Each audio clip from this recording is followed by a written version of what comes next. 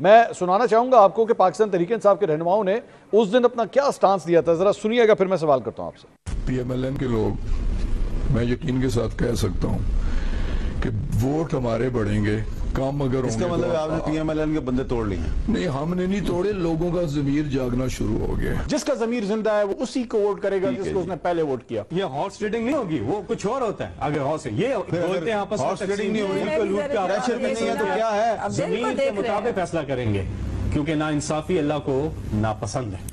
آج صحیح معنوں میں جمہوریت کی جیت، اور ایک چیز اور خوشی کی بات ہے کہ سینیٹر نے اپنی ضمیر کے مطابق فیصلہ کیا۔ آج بالکل سینٹ کی جیت ہوئی ہے۔ سینیٹر صاحبان نے جو پیپلز پارٹی میں ہیں، پی ایم ایل این میں ہیں، باقی پارٹیز میں ہیں، انہوں نے اپنے ضمیر کے مطابق فیصلہ کیا ہے۔ تو رؤف صاحب، یہ آپ نے گفتگو سنی، اگر اس وقت ضمیر کے مطابق فیصلے ہو رہے تھے تو آج پھر ان لوگوں کو بھی اجازت دیجئے کہ یہ بھی اپنے ضمیر کے مطابق ووٹ ڈالیں؟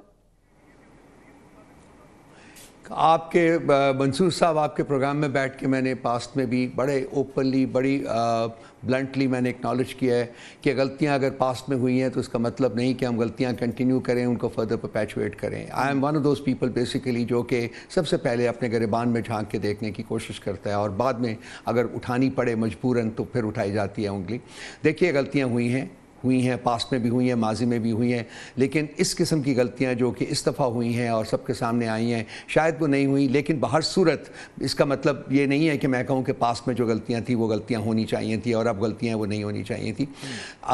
ہمیں کچھ بیسک فیصلے کرنے پڑیں گے منصور صاحب، ہمیں we will have to get back to the drawing board, اور ہمیں دیکھنا پڑے گا کہ ہم اس ملک کو آگے کس طریقے سے لے جانا چاہتے ہیں۔ کیا اس ملک کو آگے ایک جمہوری ملک کے طور کے اوپر لے جانا چاہتے ہیں، یا پھر یہ کہ ایک آٹوکریٹک اسٹیٹ کے طور کے اوپر آگے لے جانا چاہتے ہیں؟ اگر تو ایک جمہوری ملک کے لیے کی طرح آگے لے جانا چاہتے ہیں تو یہ تمام جو آج ہوا ہے، یا وہ ماضی جس کا آپ نے ذکر کیا تھا وہ تب بھی غلط تھا، آج بھی غلط ہے، یہ نہیں ہونا چاہیے تھا۔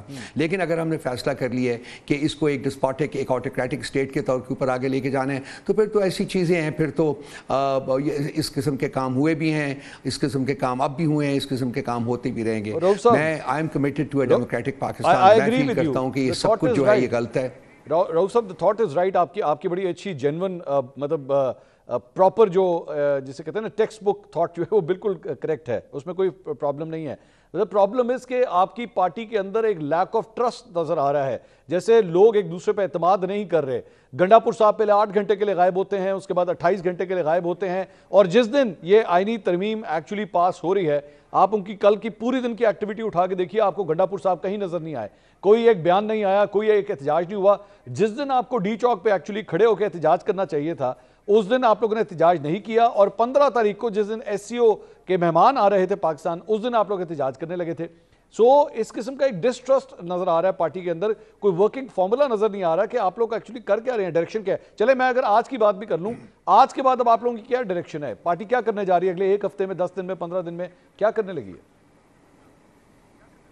پارٹی نے ایک میٹنگ کال کی ہے جی، وہ میرا خیال ہے کہ کل یا پرسوں ہوگی۔ اس میٹنگ میں ایک سٹاک ٹیکنگ ہوگی، کمپریہنسو سٹاک ٹیکنگ ہوگی۔ اس میں ہم نے دیکھیں گے کہ جی کیا ہوا ہے، کیوں ہوا ہے، کوئی کام جو نہیں ہونے چاہیے تھے وہ کیوں ہوئے ہیں، جو ہونے چاہیے تھے وہ کیوں نہیں ہو پائے، اور آگے کا جو لائحہ عمل ہے اس بارے میں ایک فیصلہ کیا جائے گا، اور میرا خیال ہے کہ اس کے بعد ہم آپ لوگوں تک، سب لوگوں تک وہ اپنے جو فیصلے ہیں وہ پہنچائیں گے۔ میکسیمم 1 یا 2 دن میں آپ تک وہ فیصلے پہنچ جانے چاہیے، اور اسی کے اوپر عمل کرنا ہے۔ ایک تو بڑی سمپل سی بات ہے، وہ اس بارے میں تو کوئی کمپرومائز نہیں ہو سکتا کہ یہ جو کانسٹیٹیوشنل امینڈمنٹ ہوئی ہے اس کو ہم نے قبول کیا ہے، نہ ہم قبول کریں گے۔ اس کے خلاف جدوجہد جو ہے وہ ہماری جاری رہے گی۔ اب اس جدوجہد کی نوعیت کیا ہوگی، اس سلسلے میں فیصلے کیے جائیں گے، پارلیمنٹ کے اندر ہوگی، قانونی محاذ کے اوپر ہوگی، سڑکوں کے اوپر ہوگی۔ اس میں وکلاء جو ہے ان کا ایک میجر رول ہوگا۔ ہمارا ایک بڑا اسٹرانگ جو ہے وکلاء کا نیٹ ورک ہے، اس کو وہ بھی انہوں نے بھی آج حامد خان صاحب نے بھی اناؤنس کر دیا ہے کہ وہ وکلاء جو ہے وہ ایک تحریک کا آغاز کر رہے ہیں۔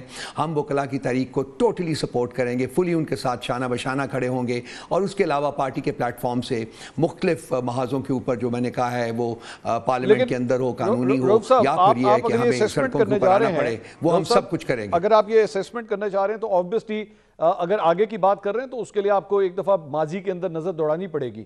پچھلے 3 سے 4 ہفتے میں مولانا صاحب کے یہاں روزانہ کی بنیاد پہ میرے خیال میں پاکستان تحریک انصاف کا وفد 2 سے 3 دفعہ ان کے گھر ضرور جاتا تھا۔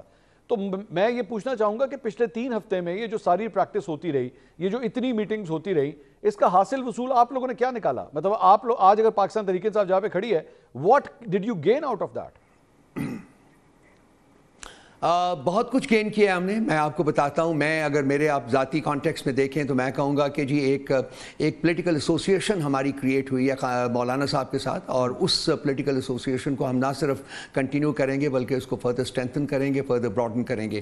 تو ایک دیکھیے, آج سے 6 مہینے پہلے ہمارے تعلقات کی نوعیت کیا تھی ان کے ساتھ, اور آج ہم جہاں کھڑے ہیں وہاں ہمارے تعلقات کی نوعیت کیا ہے. میں فیل کرتا ہوں کہ یہ گین ہے JUI کے لیے اور یہ گین ہے PTI کے لیے, اور اس گین کو ہم لوز نہیں کریں گے, اس کو ہم آگے بڑھائیں گے. وہ ایک بات ہے. نمبر 2, بہت سارے سبق سیکھتا ہے انسان. میں فیل کرتا ہوں کہ جی انسان زندگی کے آخری دن تک بھی سبق سیکھ رہا ہوتا ہے. میں ذاتی طور کے اوپر, اور مجھے یقین ہے کہ میری پارٹی بھی جب کل یا پرسوں اکٹھی ہوگی تو وہ